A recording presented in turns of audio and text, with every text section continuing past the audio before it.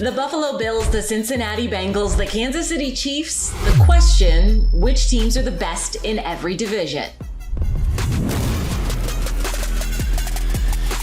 Welcome into another episode of Locked On's Ultimate NFL Preview. I'm Kainani Stevens. This is a 7-episode series detailing the biggest questions, misconceptions, and storylines for all 8 divisions. You'll get insight and analysis from our local Locked On host and those people that know the team best. So find out where your teams and favorite players stack up from a division perspective and a national perspective in every episode. You can find all 7 episodes on Locked On NFL's YouTube page or wherever you get your podcasts. The Ultimate NFL Preview is brought to you by Prize Picks. You can go to prizepicks.com/LockedOnNFL and use code LockedOnNFL for a first deposit match of up to $100. Some divisions were more up for debate while others are expecting repeat champions, but we asked the same question for everyone. Who wins the division? Is it the Chiefs and only the Chiefs in the AFC West? Joined by your boy Q of Locked On Raiders, Cody Rourke of Locked On Broncos, Ryan Tracy from Locked On Chiefs, and Daniel Wade of Locked On Chargers. Ryan, who could contend with the Chiefs? This is going to be a tough one. You would think that Kansas City's in the driver's seat, as it has been in years past, but the Chargers have always fought the Chiefs very, very well, and they've added some things that they have in the advantage, particularly on their offensive side.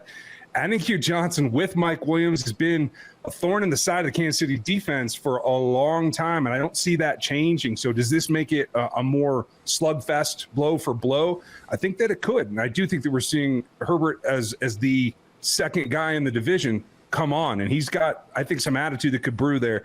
If he can put it all together, you can keep Bosa healthy. This could be a back and forth. Could they split this year? I think that's in the possibilities, given what the Chiefs are trying to do in reorienting their passing attack as well. So I look for this one to be pretty tight on both contests. Yeah, I mean, it can't get as tight as it was a few years ago, right? When the Chiefs, Chargers, 2018, 12-4. Chiefs get in, number 1 seed in the AFC, and the Chargers go from being the number 1 seed in the AFC to just the 5th seed in a divisional game against the Ravens. So I think this year it's hard because last season is when they were supposed to close the gap, right?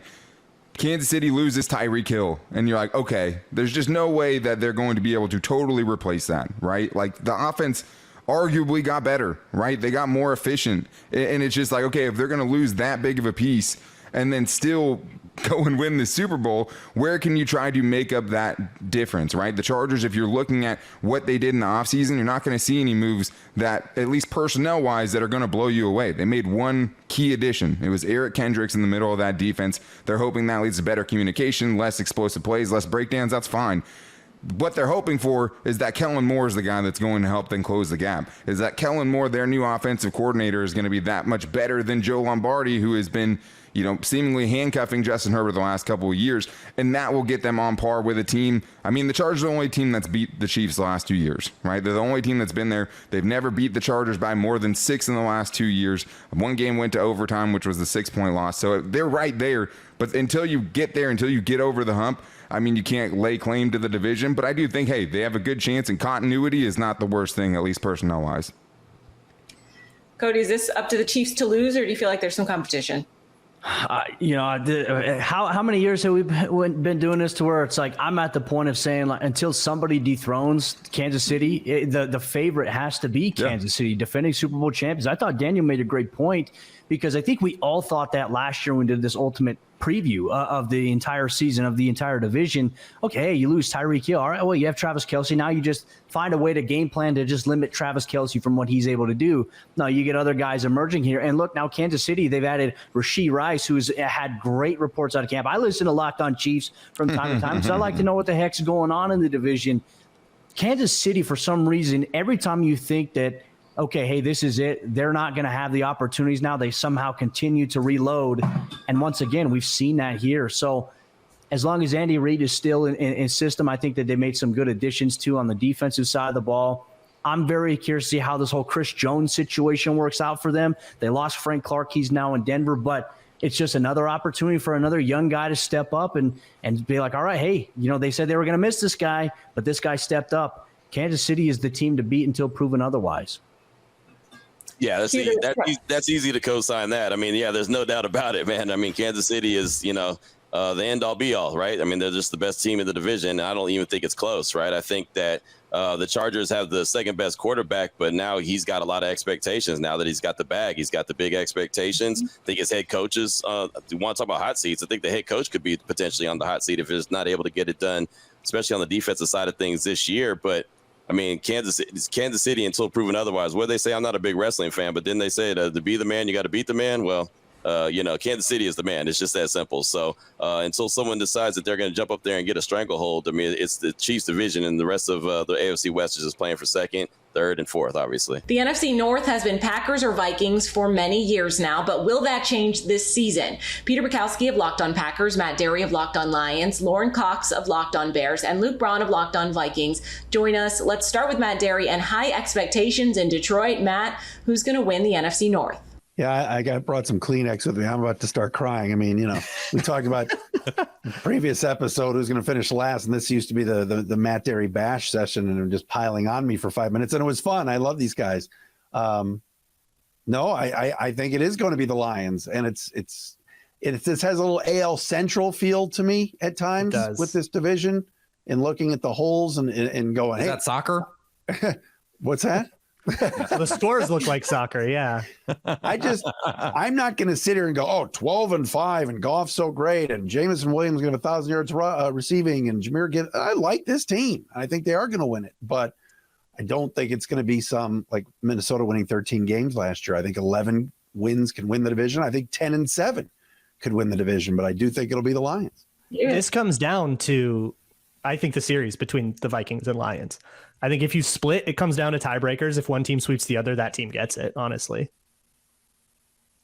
I think a lot of people have, questions about whether the Vikings can repeat and do well. And then, whether they do well in the postseason, but repeat as division champs. What do you feel like they need to do to prove that? They need to get more out of that defense. It was like 31st ranked, right? And they revamped everything on that defense. It's kind of funny because both the Vikings and Packers dealt with a lot of the same problems schematically on defense with the Fangio scheme and the soft zone and stuff. And one team went back to it and one team went totally the opposite direction. In terms of style and shape and how it looks to play against, this is way closer to all of the years of Mike Zimmer that we've all come to be used to in Minnesota. And that one blip of going into cover 6 Fangio stuff is we tried it and we bailed on it. And it means a lot more of these kind of no-name players having really only like one thing that they're ever going to be asked to do, and a lot more rotation and role playing. You could kind of argue that there's 16 or 17 players that you could call quote unquote starters, depending on what sub package they're in. And everybody's going to be asked to do a little bit less. But yeah, they lose Eric Kendricks. They lose Dalvin Tomlinson. Harrison Smith is a year older. Danielle Hunter is a year older. So there is absolutely reasons for skepticism. But if they can get that defense up to like 20th, and the offense replaced Adam Thielen with Jordan Addison, who's showing out like crazy at camp, and everybody's super excited about him. They lose Dalvin Cook. How much do you think a running back is going to change things? If they can get things back up to 20th, they can get rid of that super swingy thing that made every single game last year a one-score game where they couldn't run the ball, so they couldn't hold a lead. They couldn't stop you from scoring 3 times in a row on them and making a big comeback, or scoring 3 times in a row on them and making themselves make a big comeback. If they can get that consistency back by just having everything be a little bit less extreme, they might be able to pull some of those games out that should have been easier than they were. You eliminate the records from last year and just go roster. I honestly, I don't know what the compelling case is for Minnesota, because this was a team last year that was a below average offense. It was a below average defense. And I think defensively they got worse. We'll see if they got better with Jordan Addison over Adam Thielen.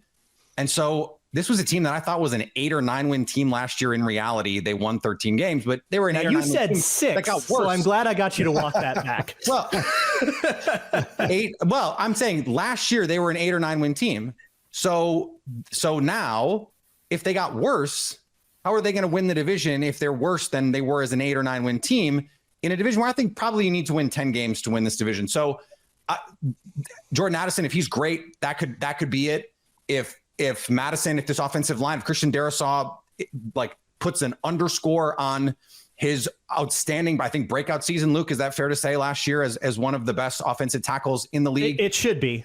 Too few people noticed, but he was one of the best tackles in the outstanding league, last year. But to me, that's a lot of question. I think the infrastructure in Green Bay right now, and call me a homer if you want, that's fine, is so underrated, because if you just go stack personnel, this is a top 5, top 8 offensive line. It's one of the best running games in the league. Who's your defensive game break? Well, I guess we're going to get to that later. We will. And then defensively, we know what the talent is. We know they haven't played to that talent. And so, okay, what are you getting from Jordan Love? That becomes the question. And so this is where I go back to the point of, if he's the 14th or 15th best quarterback in the league, and I think that's a reasonable outcome for them, they could win 8, 9, 10 games. And that to me seems more likely than what Minnesota would have to improve on to get to the top of this division for me. I agree that your best outcome is probably better than our worst outcome. You got it. Jeff Lloyd from Locked On Browns, Jake Liskow from Locked On Bengals, Chris Carter from Locked On Steelers, and Kevin Ostreicher from Locked On Ravens are here. And Jake, we will start with you, the reigning champs. I do think the Bengals are competing for 1 seed in the AFC if things go right. I do think that amongst coaches I've talked to with the team, they think that this is the best team they've had in the last couple of years. And in the last couple of years, they just went to a Super Bowl and an AFC championship game, which they came a whiskers width from winning in both games.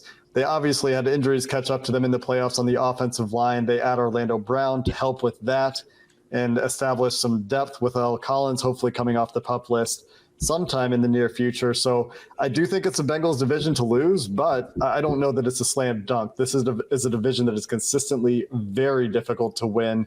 And I think that top to bottom, like I said, it's a relatively strong division overall this year. Kevin, the Ravens were able to sneak in the playoffs, but can they win the division this year? Yeah, I think we have to all give Cincinnati the respect and say this is their division. Someone has to go and take it from them. They've won it the past 2 seasons, and they've looked good while doing it, obviously, making it far in the playoffs, obviously to the Super Bowl. If there was a team that could take it from them, though, I do pick the Ravens because of the fact that they added the receivers. They have new offense for Lamar. I will say, though, the way that the Ravens cornerback room is situated right now gives me a little pause because of the fact that you have Marlon Humphrey, who's a top 5 guy. You know who Marlon Humphrey is. But then below that, there's a lot of question marks. Rock Ya-Sin is their second guy. They essentially exchanged Marcus Peters for Rock Ya-Sin. Then it's a lot of young guys. So with the Bengals, look, you got Jamar Chase, Tyler Boyd, T. Higgins over there. Who's going to defend those 3? I think Baltimore's had a very solid offseason. I think they have. They did what they needed to do for the most part. And obviously, we still have time. The Ravens going to make a move at the trade deadline. I think that, again, this is the Bengals division right now. But if there was a team to take it from them, I'm picking Baltimore to do it. Jeff, do you think the Bengals are going to be able to repeat? Look, I mean, when you're talking about something like this, you're saying, if you're going to have to put your money down. Look, they won it 2 years in a row. I have the utmost respect for the Cincinnati Bengals, but the fact remains that the one team, and it's odd that they just don't match up well with, and there's always these anomalies in the NFL, they just don't match up with the Cleveland Browns. They just really just don't match up well with this team. That being said, I'm not going to change my answer. I still think the Cincinnati Bengals are going to win the AFC North, but it could get tricky. It could, when you're starting 2 new safeties and now you have a team with the Browns who are going to throw the ball more often. The Ravens, it seems to be the MO with the Ravens as well, so they're going to throw more often. Obviously the Steelers, Kenny Pickett should be more improved in year 2. Pickens, obviously all of that. So, that is something to bring up. And, you lost a player like Jesse Bates and Von Bell. Von Bell, a little bit underrated, was a really, really solid player, but starting new players on the back end. But that being said, if you're asking me if I'm taking money out of my pocket and which do I think is the safest bet, I'm going to say the Cincinnati Bengals. It's just one of those things, until you see them knocked off the top of the ladder, you got to assume for right now, maybe they are the best team in the AFC North. Chris, how do you see things finishing up in the division? I mean, the Bengals might not just be the best team in the AFC North; they might be the best team in the AFC. And like as Jake said, I think there goes my AirPod. But as Jake was saying earlier, like I have them as a Super Bowl contender, and I think that when you're that, you're going to be favored to win the division. Now, like everyone's saying, anything can happen. You know, Joe Burrow's starting out the season. You know, he's not going to be injured for as long as some say, but that's going to be something to watch just to see how he comes back from that. As long as he comes back and he's fine to go, I think this is their division to lose. But I do think that this is going to be a highly competitive division. I think all 4 teams can dig at each other very well. I think that the Ravens and the Bengals are going to go at it. I think the Steelers and the Bengals are going to go at it. And I'd say the Steelers, with the way that they get after the quarterback, they could be the problem for the Bengals this year. They were earlier last season when they beat them in Cincinnati. And I think that if they're able to just possess the ball better as an offense, which they didn't do until really like the last 6 weeks of the season last year, I think if they simply do that, their team will finish games a lot better. But if their offense is actually scoring points, and I'm not saying top 10 offense or anything, but even like middling, like 16, 15, 14th in the NFL, they could make a push. I don't think they win the division. I think maybe they finish second if they get there. Again, it's going to depend on how they match up with the Ravens this year. But the number 1 team, I don't think there's any question, is going to be the Bengals as far as the preseason poll, if you will. Coming up, will a new quarterback bring a division title back to New Orleans? That's next on the Locked On Ultimate NFL Preview. If you listen to any Locked On podcast, you know that we love us some Bird Dogs. Bird Dogs are those stretch khaki shorts that are designed to fit slimmer through the thigh and leg, giving you that truly sculpted look. Bird Dog shorts do the exact same thing as Lululemon shorts, but they fit way better. Bird Dogs use that anti-stink sweat wicking fabric as well that keeps you cool and dry all day long. The Locked On NFL hosts are always saying how much they love these shorts, and they get them every time. They are very excited when they get a new pair. So go to birddogs.com/LockedOnNFL or enter promo code LockedOnNFL for a free white tech hat with your next order. That's birddogs.com/LockedOnNFL or promo code LockedOnNFL for a free white tech hat. You won't want to take your Bird Dogs off, we promise.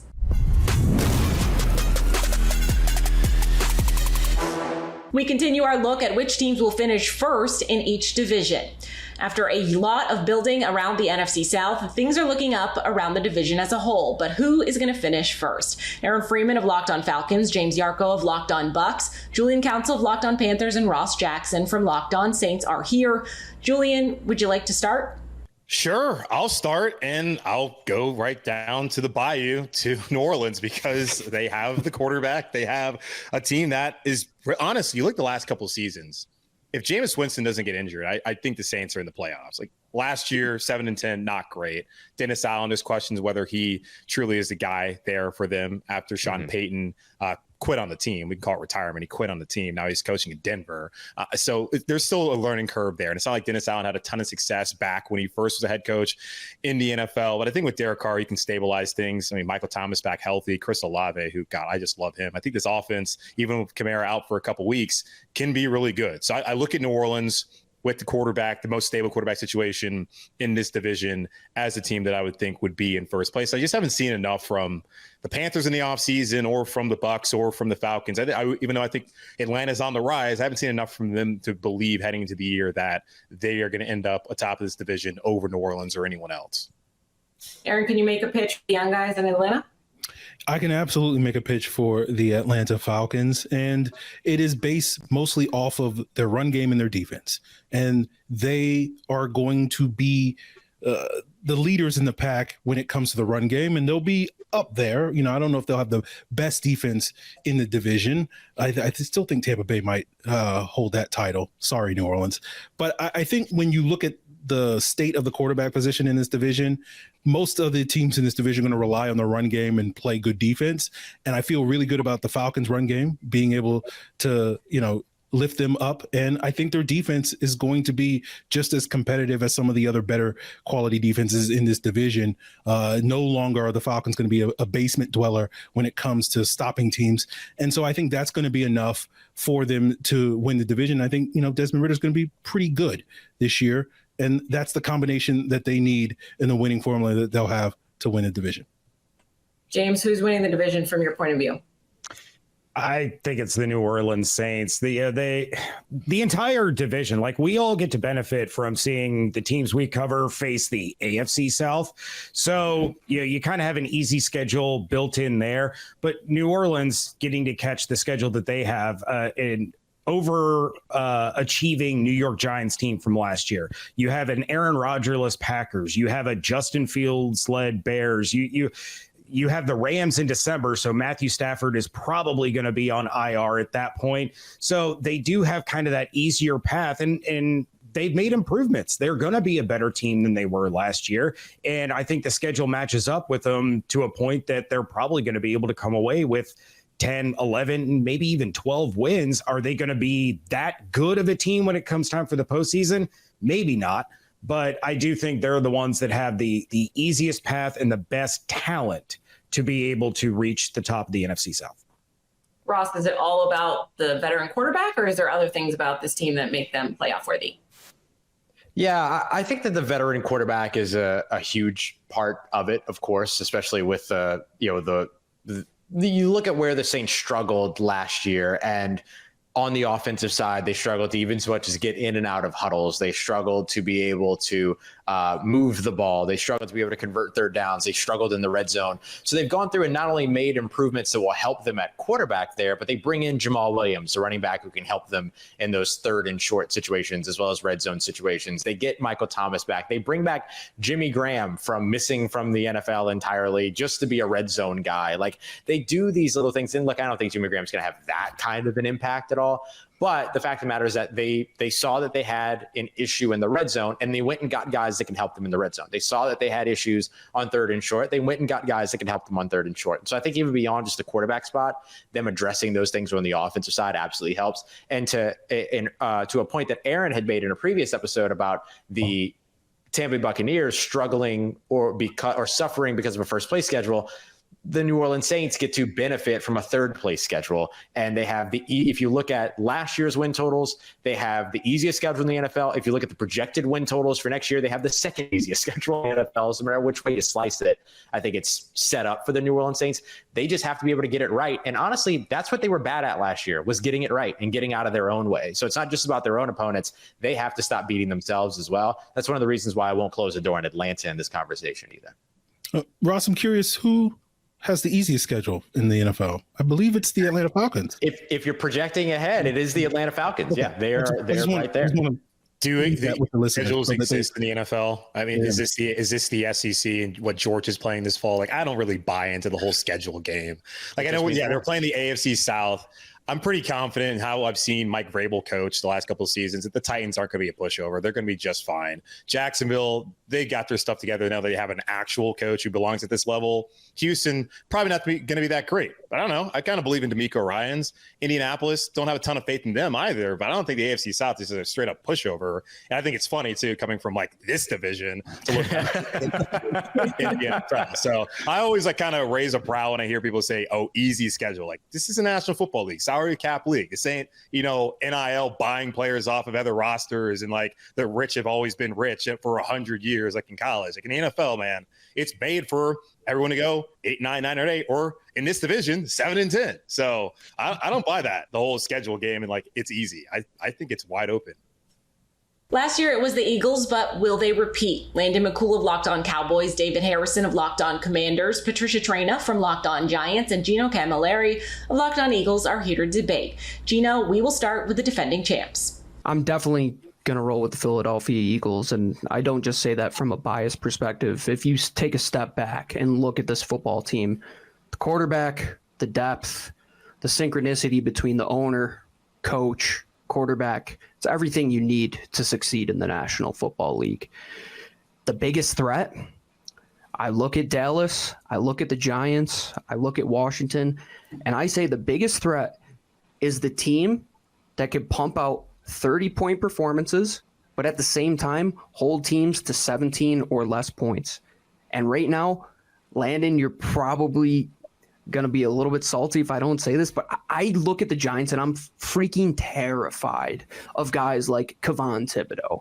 And I know Micah Parsons is great, but Jeff Stoutland trumps anybody in this National Football League. And he took care of business, but the Giants just keep getting better, and so does Brian Daboll. And if that offense takes off, why can't they be the next one? And if the Cowboys are really going to sit there and say Brandon Cooks and Stephon Gilmore are going to take us over the rainbow, best of luck to you. That's all I'm saying. Patricia, you just got a compliment from Locked On Eagles, so How you feel about that? I'm surprised that I haven't passed out, because I mean a compliment from the Eagles, but draft some ducks. That's listen, as far as who's going to finish first, I still say the Eagles are the team to beat. They are still the cream of the crop until proven otherwise. For reasons, most complete offense. Even though they lost their offensive coordinator, they still have pretty much the same system, the same core. That defense is still pretty good, but I agree that the Giants are the team to keep an eye on. I mean, I think the Giants have significantly closed the gap with Dallas. I look at Dallas and I say, okay, Mike McCarthy's taken over play calling. Dak Prescott is coming off of a meh type of year. Is this a make or break type of year for him? They moved on for Ezekiel Elliott. I see the Giants as being the biggest threat. I think the Giants are going to be, if they are healthy, that offense is going to be much more lethal. I have seen it in practices. And again, I know that it's preseason, so you take it with a grain of salt, but I've seen some of the creativity that they have done with some of the offensive play calling and formations. And I cannot wait to see what they do on offense. And on defense, Wink Martindale, we all know he brings it. He brings the heat. So you better have a good offensive line. You better have an answer, because these aren't traditional blitzes you're going to see. Landon, I feel like the Cowboys are always kind of an enigma, and apparently not getting any credit. So do you have a pitch for, can they win the division, or is it the Eagles have it locked up already? Oh, no. I definitely think the Cowboys can win this division. I mean, I think, again, we're going to quote the same thing we've quoted every year. When was the last time the NFC East champion repeated as the NFC East champion? And, the blatant disrespect being shown by the Eagles to the Cowboys is exactly what's going to get them beat when we play them. What have you done for me lately? Hey, listen, we both are excited to have our teams play each other with their starting quarterbacks. I think that's what I'll wait for, these back and forth lack of respect when we play each other at full strength, and then we'll have a conversation. Patricia, it's nice that you were included in this conversation. That was really sweet of Gino. But this is a two-team race, and one of the teams is taking the other team a little too lightly. And I will just add in here the improvements on this team. Look, was it great to get Stephon Gilmore and Brandon Cooks? Absolutely.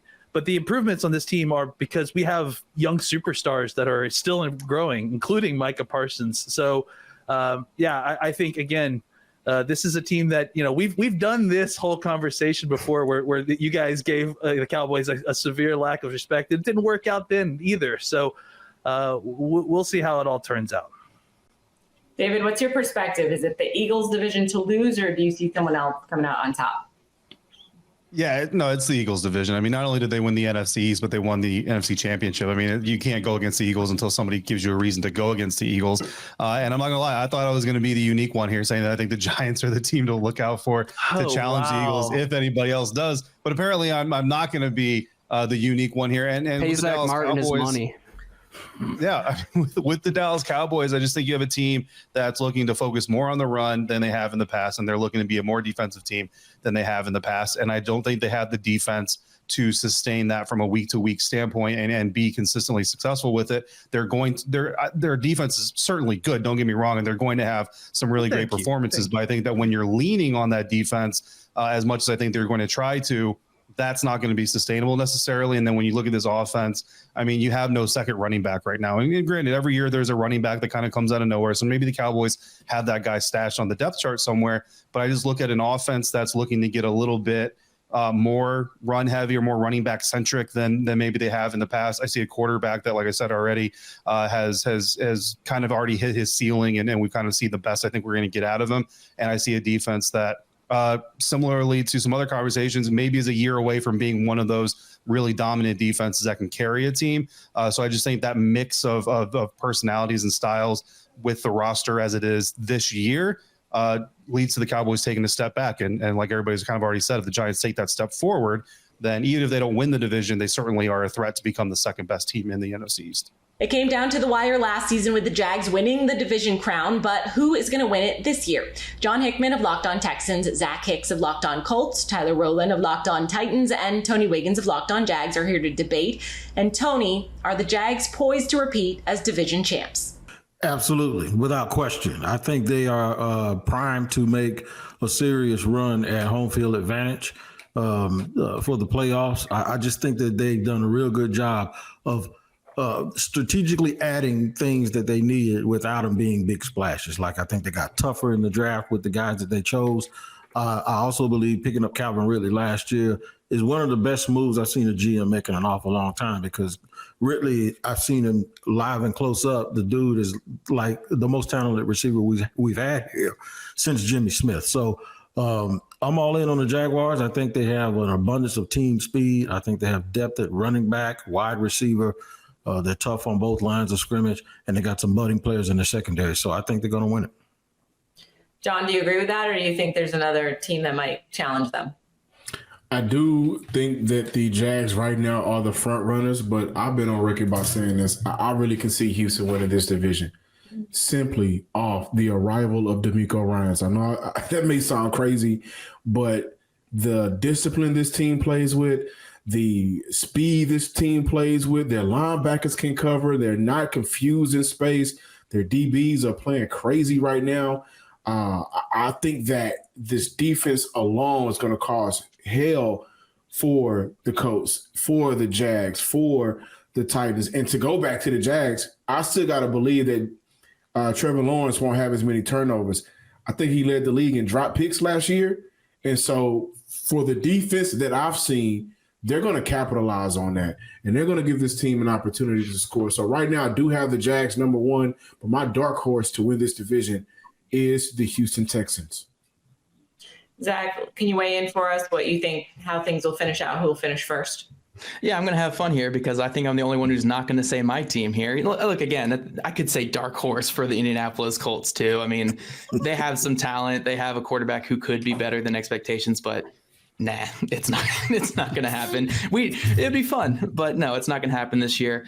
For me, it comes down to the Tennessee Titans and the Jacksonville Jaguars. And I think I would honestly go Tennessee Titans if I felt any confidence in that offensive line at all. I have faith in Vrabel. I have faith in that offense moving the ball with their, as well as they can with their quarterback and the weapons they have. I love their defense, but that offensive line is a bunch of traffic cones right now. I am terrified of it. And until I see it in actual game action, I can't really pick them over the Jacksonville Jaguars, where if I'm looking at the Jaguars, their defense could be a little bit better, but their offensive line is pretty good. Their quarterback is obviously the best in the division. They have some really good pass catchers, and Evan Ingram, Calvin Ridley, this is probably the team that's going to win the division. And on top of that, they have a Super Bowl winning head coach who's been there, done that, and knows what he's doing. So, yeah, I think the Jacksonville Jaguars are the best overall team in the division. I think they have a really good coach, and I think they have the best quarterback. So it's really hard for me to pick against them in this conversation here. Tyler, is it the year that the Titans bounce back and get the title back in Tennessee? Yeah, I mean, I'm going to kind of end the conversation where we started not too long ago. And it's the fact that the Titans, with Josh Dobbs and their backup offensive line, 34 players on injured reserve, were one controversial fumble call away from beating Jacksonville at home to go to the playoffs anyway. I think the Titans have a better roster this year than what they had last year. I think it would be impossible for the Titans to have league-leading injuries for a third consecutive season. You have to think that at some point the luck of injuries changes. So with that in mind, I do think the Titans will win the division. I think one of the key factors here is the schedule. Jacksonville played a last place schedule last year and still went 9-8. The Titans are now going to not play a first place schedule like they have the last two seasons. They're going to play a second place schedule. So Jacksonville has to play the Buffaloes, the Kansas Cities of the world. They got to play Cincinnati this season. They got to play Baltimore this season, and they got to play San Francisco because their additional 17th game is against a very, very tough first place opponent. The Titans don't have to play any of those teams outside of Cincinnati and Baltimore that I just mentioned. They got a much easier schedule in general. And I think that's, along with the injuries, having better luck there, having a better roster, and That was the first year of Doug Peterson and Trevor Lawrence in Jacksonville. Now the league has tape. They not only what they wanted to do, but their adjustments to what you do. I think there's more information on the Jags offense. They play a tougher schedule. The Titans are a better team. All of that together, I think the Titans win the division. I think it's very close. I think that last game of the season, week 18, Jacksonville versus Tennessee, I think that'll be for the division once again. But I do think the Titans, with a better team this year, find a way to win that game rather than lose it with their backups like they did last year. Coming up, was Aaron Rodgers the push that the New York Jets needed to win the AFC East? We break that down and the odds of who the best bets are to win their division. That's next on the Locked On Ultimate NFL Preview. Get ready for the NFL season with incredible offers from FanDuel, America's #1 sportsbook. Right now, new customers can bet $5 and you get $200 in bonus bets guaranteed. This is the perfect opportunity to look at those Super Bowl long shots. If you think Geno Smith can lead the Seahawks to the Super Bowl, that's at plus 3,500. Or can Derek Carr get the Saints to the big game at plus 4,000? Even the Los Angeles Rams may be rekindling their magic at plus 6,500. Plus, all customers who bet $5 get $100 off NFL Sunday Ticket from YouTube and YouTube TV. Now's the best time to join FanDuel. The app is easy to use. You can bet on everything from spreads to player props and much more. Visit FanDuel.com/lockedon and kick off the NFL season with an offer that you don't want to miss. FanDuel, an official partner of the NFL.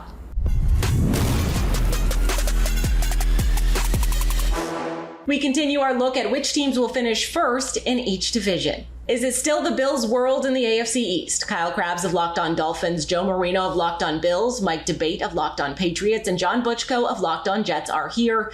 Mike, who do you think takes the division?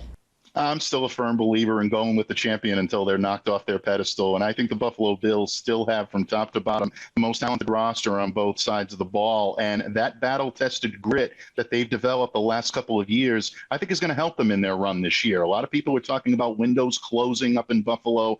I don't see it. Josh Allen is still playing at the top of his game. He's going to look to sharpen his skills. Stephon Diggs hears a lot of what's being said about him nationally, I'm sure. He's going to want to come in and prove that he's a top-flight guy that can carry his team to the next level. And I still think the Buffalo Bills defense, even without Leslie Frazier, is going to be very good this year. They've got a lot of talent at all three levels. And when you combine that with the type of experience they've gotten these last couple of years, it's going to be very tough to unseat them. I love the roster that Miami's put together, and I think they're going to be right there in the mix. I think the Jets are going to make things very interesting for both of those teams, but I still think the Buffalo Bills are the class of this division. Kyle, is there a way that the Dolphins can knock off the Bills and take the division title? Well, it comes down to beating the Bills, and the Bills have had a lot of success against the Dolphins in recent history. You know, they can point to the progress last year with Mike McDaniel, which they played 3 games, and each of the 3 games was decided by a field goal or less. So I think those head-to-head matchups, and those two teams do play in South Florida in Week 18. So the scheduling has kind of set up, if you do have this kind of wire-to-wire race down the stretch, it might come down to a final game in Week 18. But I generally agree with Mike. To be the man, you got to beat the man. And Buffalo, having won 37 games in the past 3 seasons combined, it's a very impressive track record that they have. And you know, it'd be one thing to lose Leslie Frazier if you didn't have Sean McDermott waiting in the wings to run your defense for you. So if they're going to be well positioned to make that transition, you feel a lot better about it, knowing that the mind that you have is the head coach of the football team. So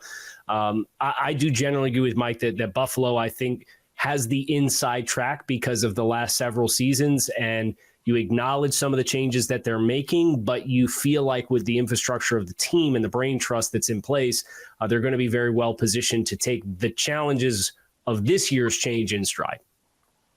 John, are you really into Hard Knocks? Do you feel like you're in with the fans? You feel like you can pitch me that Aaron Rodgers is going to take them to the promised land and an AFC East title? I think it's tough to say who's going to win the AFC East because I think these teams are close enough that it could come down to something unexpected, like an injury. It may come down to a couple of lucky bounces in close games. I think there's a path for the Jets to win the AFC East if, you know, maybe Buffalo has a little bit of bad luck. Maybe the Stephon Diggs thing has some residual issues in the locker room. If the Jets have some good luck for once, I think there's a path for Miami. I think there's a smaller path for New England. I do think New England is the fourth of these four teams. I have been pretty vocal on Locked On Jets, though. I do think Buffalo is the team to beat in this division. I think that they're the most well-rounded team. I think that they have the most talent. And I think, as the other guys have said, until you knock them off, they are the champion. And, part of this is like trying to kind of do the reverse jinx and hope that maybe, I'll send some bad luck Buffalo's way. I think whenever the Jets have high expectations, things don't always work out well for them. So maybe we'll put the pressure on Buffalo and let the Jets slide in there with low expectations, and maybe they'll surprise us.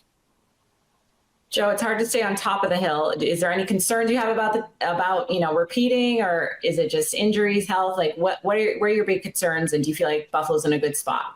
Well, I think injuries are always a big part of the conversation. And I do think that the Bills will win the division this year, but I say that with the least amount of confidence that I've had in several years, where Kyle mentioned the games between the Bills and Dolphins were very competitive last year. The Jets defense gave Josh Allen more fits than any defense that I saw pretty much ever. And, since Josh Allen's kind of had his glow up, and they did it twice, the Bills were able to get one of those wins last year. Mike, the games hadn't been so competitive in a while, but Belichick is still Belichick, and you got to feel like he's probably seen enough Josh Allen, right? And certainly he's got some wrinkles up his sleeve. But I do think that the Bills are a team that everybody, I think, is kind of overcorrecting a little bit. They were everyone's pick to win the Super Bowl last year. Obviously, they faced a ton of adversity and fell short. And really, it wasn't a very competitive game in their playoff loss at home to the Bengals. But I think objectively their roster is better this year than it was last year at this point in time. They're a battle-tested team. They're hungry. They've fallen short of their lofty expectations. They still have won a ton of regular season games. They're one of only two teams in the entire league to win at least one playoff game in each of the last three seasons. But there's that hump, right? And that hump has been Kansas City and now Cincinnati for them. But I think that they stay on top of this division, but I don't have as much confidence in that statement this year as I've had in years past. This one could get interesting. Doug McCain of Locked On Rams, Corbin Smith of Locked On Seahawks, Brian Peacock of Locked On 49ers, and Alex Clancy of Locked On Cardinals are here to break down the NFC West. Brian, do all roads go through San Francisco this season? Yeah, I mean, Bay Area traffic isn't great, but if you can find a clear road, it's going to come through Santa Clara, just a little south of San Francisco, I think, this year in the NFC West. And Brock Purdy has not lost a football game that he started and finished. In fact, the only game he's played that the 49ers have lost was the NFC Championship game when he was knocked out early. The 49ers were humming with him, and they have every bit of talent they had last year back. Plus, they added Javon Hargrave to an already really good defense there. So they're ready to go. They're built to win right now. And I think on paper, it's hard to say that any team would win this division other than the San Francisco 49ers right now. Alex, what do you think? Is it all about the 49ers? No, I think this is Seattle's year, and I'm going to explain a couple reasons why. One, Seattle may have 1 to 22 the most balanced starting offense and defense in the NFL. Now, Corbin's going to attest to the defense, some names that aren't necessarily household names yet. They've drafted really well. DK Metcalf and Tyler Lockett have been visions, namely the latter. I mean, Tyler Lockett's one of the most consistent wide receivers in the NFL that rarely gets talked about outside of fantasy football circles. And Geno Smith's floor is a lot higher than people give him credit for, especially in a Pete Carroll offense where it's run the ball, calculated pass plays, and just go win games. That's what Pete Carroll can do. I think Brock Purdy could be – I mean, Jimmy Garoppolo won his first 5 games in San Francisco. Okay, so they made a Super Bowl, but – I'd rather see more than 8 games because Kyle Shanahan now has this guy's like, it's the movie Rockstar where it doesn't matter who the lead singer is, it's just going to work. There is an expiration date somewhere there, and I think we're going to see it a little bit more potently this season than people think. And I need to see Brock Purdy do something to start a season where now there's tape. It's not so much who is this kid out of Iowa State, and now he's the focal point an entire offseason for defensive coordinators before I can crown him. So I'm taking Seattle and more of a sure thing than the question mark that still is the quarterback position for the 49ers. Doug, we've had a vote for each. Where do you weigh in on it? Look, as much as I hate to admit this, I think it's San Francisco once again. Look, California had a simultaneous earthquake and hurricane before the Rams beat the 49ers in the regular season, okay? They're going to continue to be successful in the regular season. You have Brock Purdy. I think he's the perfect quarterback for what they try to do. You got a lot of yak yard guys. He plays the point guard well. I think that he showed more than flashes, leading those 8 straight wins. And you also, too, look at Geno Smith. He was great last season. Like you mentioned earlier, led the league in completion percentage. Also kind of tailed off a little bit towards the end.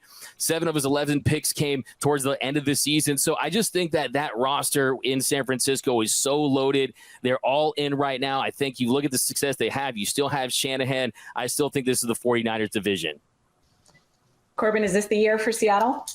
I don't think that it is, but I think they have closed the gap quite a bit on San Francisco. I think this is going to be a close race. I'm just not quite ready to say that they're going to be ready to take this division away from the 49ers. I still have some questions about the defensive line for the Seahawks and with this division, especially the 49ers, the way they like to run the football, how effective they are at it. That is my one big reservation with this football team. But I think the offensive line is a lot better.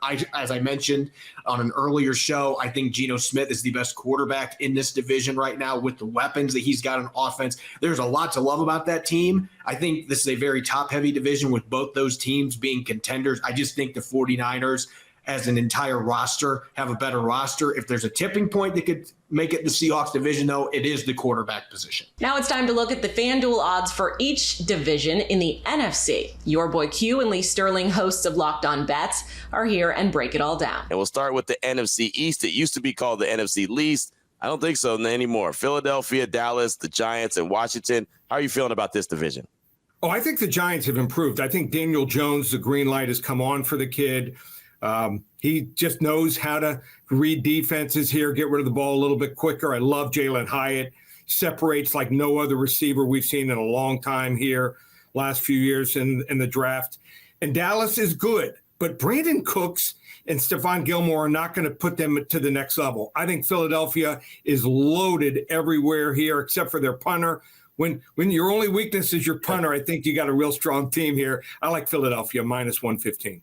I like Philadelphia a lot as well. I think that they're a really dynamic team. I love their quarterback, Jalen Hurts. But the one thing I know about the NFC East, as a guy that covered the NFC East like a glove for a long time while I was in Central Texas, nobody wins the NFC East back-to-back years. It hasn't happened since 2003 and 2004. Yeah, I said it right. 2003, 2004. So that's a very long time. So by default, honestly, I'm going to go with Dallas. I'm just playing the numbers game, right? I mean, I'm not saying that Philly doesn't have a better team because I do think that they do.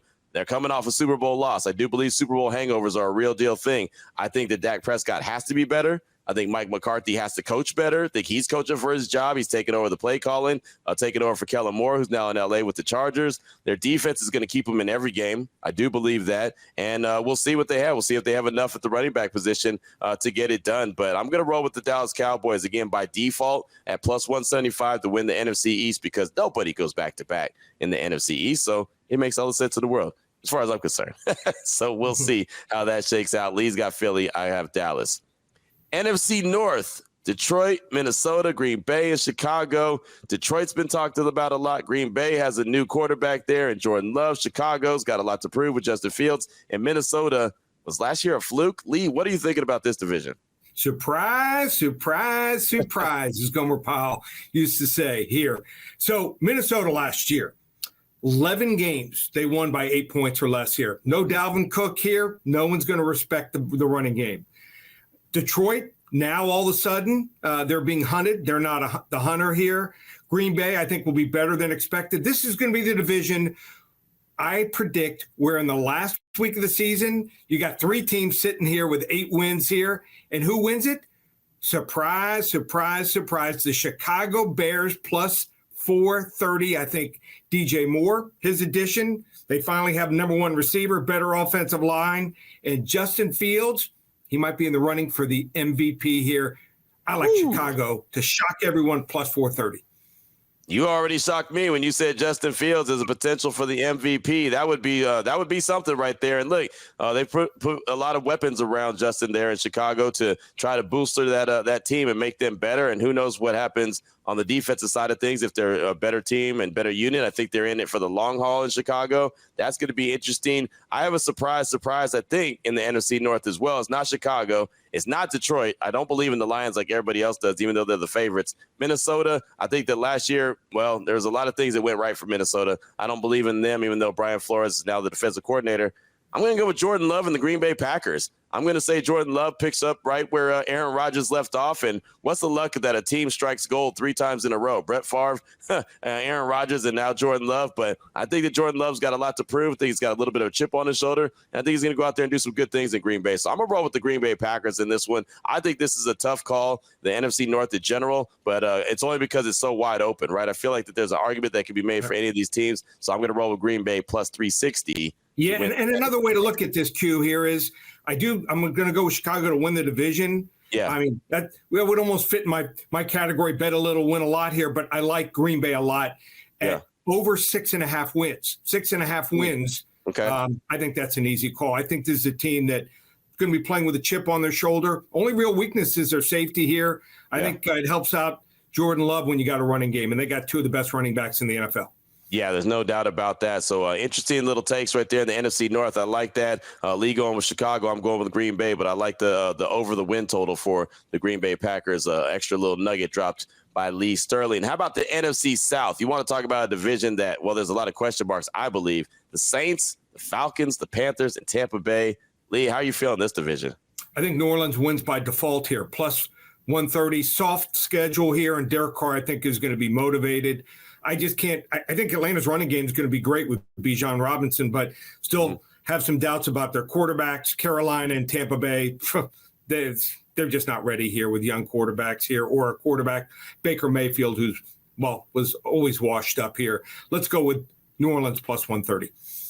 You know, it's so tough for me in this one because New Orleans has on paper the best team. They have the best quarterback right now for sure, right? I don't trust Dennis Allen. I've seen Dennis Allen too many times as a head coach of the Raiders, as defensive coordinator in New Orleans. I thought he was good, but I don't think he's a very good head coach. Again, they have the best quarterback right now on paper. I want to see how Bryce Young's going to develop. I don't think Baker Mayfield has anything left, as you mentioned. He's kind of washed up. Atlanta, I have no idea about Desmond Ridder. I love Bijan Robinson. I actually have him picked to be my offensive rookie of the year in 2023, but I don't think he's going to be enough to get it done for Atlanta. I want to go with Carolina because I don't trust Dennis Allen, but then again, I don't think it makes a whole lot of sense, right? If you got the best quarterback in the division, you go with the best quarterback. This is Derek Carr's opportunity to shine. He's never been the best quarterback in his division while he was with the Raiders in the AFC West. Now he's the best quarterback in the NFC South. So I was going to pick Carolina, no joke, but on the fly, I'm going to roll with New Orleans. I think you convinced me at plus 130. I'm going to roll with that one as well for the NFC South. Again, a division that you like you said, I think you summed it up perfectly. The Saints will probably win by default. All right, here we go. How about we close things out with the NFC West? You got San Francisco, Seattle, the Rams, and Arizona. I don't think anyone's picking Arizona, but Lee, what are you thinking about in this division? San Francisco, all the way. Easiest call in the NFC here. Too many veterans here. As long as Brock Purdy stays healthy, easy winner here. Seattle's improved, but they're still not next level. San Francisco, easy call. You know, it's funny, and I'm going to go with Seattle in this one. I'm going to pick Seattle at plus 200. I'm going to pick them to win. They were into the playoffs last year. I saw the 49ers and their quarterbacks up close and personal in joint practices with the Raiders, and Brock Purdy doesn't look great, in my opinion. I don't know how good he's going to be. Maybe it's just, training camp and trying to shake off the rust. Who knows? But I saw a lot of interceptions thrown by him. For more on the best bets in each division in the AFC, make sure that you check out the Locked On Ultimate NFL Preview Worst Teams in the Division episode, where you'll get the rest of Lee and Q's picks. That will do it for this conversation of who finishes first in each division. This is just one of 7 episodes for the Locked On Ultimate NFL Preview. You can head over to Locked On NFL on YouTube or wherever you get your podcasts for our other conversations, including who finishes last in each division, what's the national misconception about your team that your host disagrees with, and what were the biggest moves made in the offseason. Don't forget to follow and subscribe to your favorite local Locked On show for the best insight on your team every day.